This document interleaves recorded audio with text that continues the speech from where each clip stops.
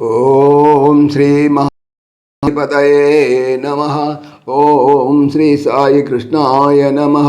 ఓం శ్రీ సాయి గీతాం బోధకాయ నమః. ఆత్మీయులందరికీ సాయిరామ్. ఈరోజు మనం గీత యందు నిషేధింపబడినటువంటి ఆచార విచారముల్లో మరొక అంశం గురించి తెలుసుకుందాం. సాయిరామ్. మోక్షమునకు ప్రతిబంధకము చిత్తమందలి దుష్టవాసనలు, దుష్ట సంకల్పములు, దుస్సంకారములు. అంతే కానీ దేహం కాదు.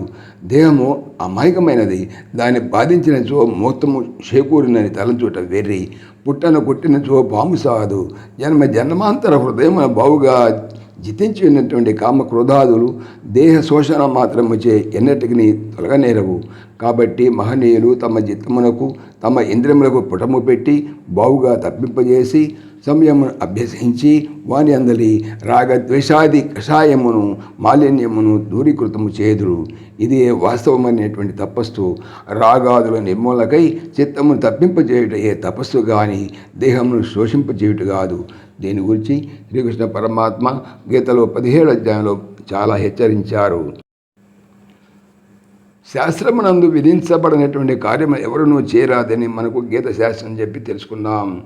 ఘోర తపస్సులు, భయంకర రాజస తామస క్రియలు శాస్త్రవిహితములు కావు. కాబట్టి శాస్త్రవిహితములు అటువంటి క్రియలు నిజములే అవుతాయి. వాస్తవంగా తపస్సు అంటే అంతఃకరణమునందు ఉన్నటువంటి దోషములను భస్మమనచుటే కానీ దేహాదులను క్షీణింపజేయుడు కాదని మనం తెలుసుకున్నాం. కాబట్టి అటువంటి తపస్సునే ఆశ్రయింపవలను కానీ తనకును ఇతరులకును ఉపద్రవకరములైనటువంటి క్రూర తపస్సు ఎలాగంటే రావణుడు, హిరణ్యకశిపుడు చేసినటువంటి కాదు. ప్రాపంచిక బలములు ఎన్ని ఉన్నా కానీ దైవ బలం లేకపోతే అవన్నీ కూడా నిరుపయోగములు అవుతాయి. క్షుద్ర బలములు కలవారు, దైవగంధము కలవారు వారు ఎవరైనా సరే రాక్షసుల క్రిందని దమ్మకడతారు. కామ రాగములు మానవుల యొక్క మానవత్వమును తదంతర్గతమగు దేవత్వమును హరించి వైచి వారి పారమార్థికతను పీల్చి పిప్పి చేసి నిజాత్మ స్వరూపమును కప్పివేసి వారిని రాక్షసులుగా మార్చివేస్తాయి. కాబట్టి వాటిని మనం త్యజించాలి.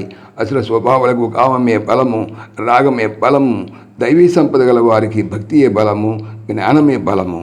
కాబట్టి కామ రాగ బలములను వదిలివేసి భక్తి జ్ఞానాది బలముచే వాటి యొక్క బలముని మనం స్వీకరించాలి. శుష్కోపవాసాదులచే ఇంద్రియాదులను కృషింపజేయవారు అసుర స్వభావాలని ఇక్కడ మనం చెప్పుకుంటున్నాం. దేహారోగ్యము కొరకు వ్రతాదుల నిమిత్తము ఉపవాసాలు అప్పుడప్పుడు శీలించుట మంచిదే. అయినా కానీ అది మితము తప్పి ఉండరాదు. అట్లు మితము తప్పినచో అది అసురిక తపస్సు అవుతుంది. పుట్టను కుట్టినంత మాత్రం మన పాము సావతం తీసుకున్నాం. కాబట్టి కేవల దీర్ఘ శుష్కోపవాసాదులచే లోనున్నటువంటి దుర్వాసనాదుల సంస్కారములు ఏవైనా కానీ నశింపనేరవు. కాబట్టి కొందరు ఏం చేస్తుంటారంటే ఆ ఉపవాసాలను గురించి ఘనంగా చెప్పుకుంటుంటారు. కానీ భగవానుడి శ్లోకంలో మనకి అధ్యాయంలో చెప్పినటువంటి భగవానుడి వీటిని మెచ్చుకోవాలి. పైగా అట్లా దేహాదులను శుష్కింపజేసేవారు అసలు స్వభావాలను కూడా చెప్పారు. కాబట్టి సాధకులు ఈ విషయంలో జాగరూకులై భగవాన్ సెలవిచ్చినట్టు యుక్తాహార విహారులై మానవ స్థితి నుంచి దైవస్థితికి ఎగబ్రకాలే కానీ అసలు స్థితికి దిగజారగలదు. శుష్కోపవాసాదుల ద్వారా వారికి శరీరం లోపల ఉన్నటువంటి అంటే భగవంతుని కూడా కృషింపజేస్తున్నారని శ్రీకృష్ణ పరమాత్మ చమత్కారంగా కూడా చెప్పారు. వాస్తవంగా విచారిస్తే నిర్వికారు కృషించుటేమిటి? అయినా కానీ అటువంటి వారి యొక్క చర్యను గ్రహించుటకు భగవాన్ విధముగా పలికారు. లేక కృషింపజేయుచున్నారు అంటే వారి ఆజ్ఞను నిరాకరించుతున్నారని చెప్పవచ్చును. అంత శరీరస్థం అనేటువంటి పదంతో భగవాను దూరంగా లేరని, ప్రతి వాని శరీరం లోపల దాగి ఉన్నారని స్పష్టమవుతుంది. కాబట్టి పాపాచరణం త్యజించి వేసి వివేక విచారణాదుల ద్వారా పంచకోశములను వేరుపరచి నిజ శరీరమునందే భగవంతుని కనుగొని జనులకు దాతులు కావాలి. మరియు శుష్కోపవాసాదులచే లోన ఉన్నటువంటి ఆత్మను బాధించగా మధ్య మార్గమును చేపట్టి మితాహార సాత్వికాహారాదులను అవలంబించి ధ్యానాదులచే దైవానుభూతిని పొంది కృతకృత్యులు కావాలి. కాబట్టి ఇప్పుడు మనం చేయవలసిన పని డంబము, అహంకారము, కామము, రాగము వీటిని త్యజించి వివేకవంతులై శాస్త్రోగరీతిని అనుసరిస్తూ కేవలము శుష్కోపవాసాదులను ఆశ్రయించకుండా మితాహారాదులను సేవిస్తూ లోపల ఉన్నటువంటి పరమాత్మను భక్తిపూర్వకంగా ధ్యానించుకొనవాలి. జై శ్రీకృష్ణ. ఓ దేవకీ నందనాయ విద్మహే వాసుదేవాయ ధీమహి తన్న కృష్ణ ప్రచోదయాత్. ఓం సర్వం శ్రీకృష్ణార్పణమస్తు.